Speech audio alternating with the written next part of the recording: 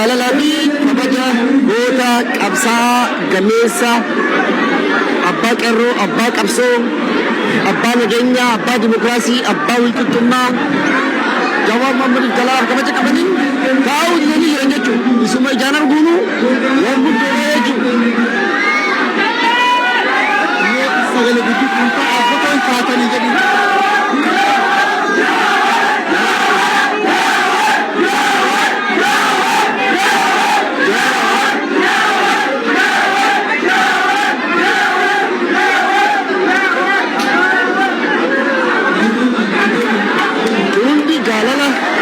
Abbaa qabsoo, abbaa tarsiimoo, abbaa imaammata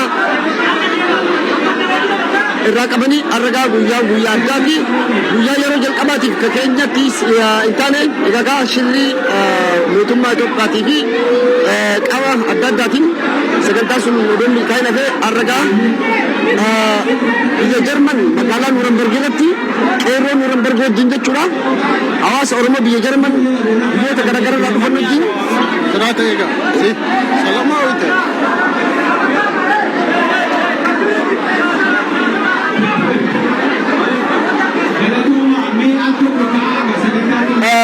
Ummanni ta'a egaa kunuundi jaalala kabaja Jawaar qabanii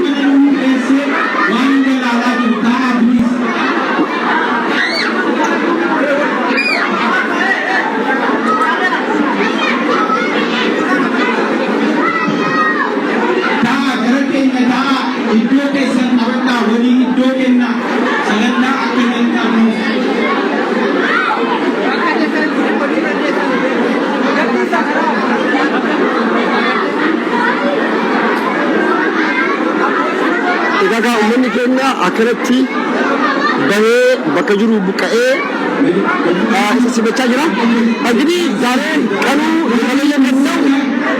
አልጨቀትም የሚል መጽሐፍ በሚመረቅበት እምብርት ወይም ደግሞ በመካከለኛው አውሮፓ በጀርመን በኑረንበርግ ከተማ እየተመረቀ ነው።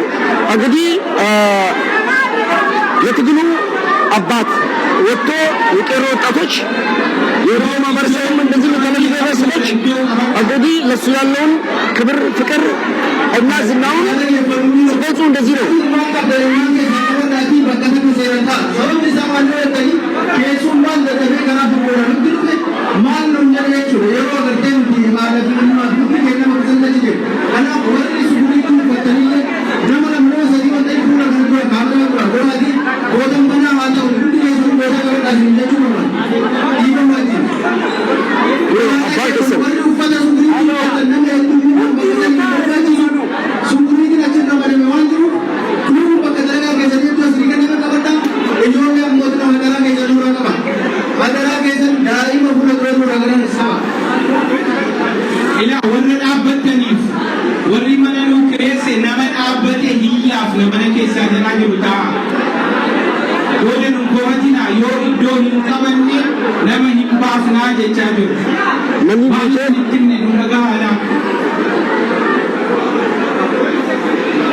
egaa akkuma hawaasni Oromoo biyya Jarman bakka jiru akkanatti bahee hayyuu isaanii goota qabsaa'aa gameessa kitaaba isaa hundaa bujala kan jalqabaa eebbisiisuudhaaf har'a uummanni keenya akkanatti bahee bakka jiru buqqa'ee isa simachaa jira.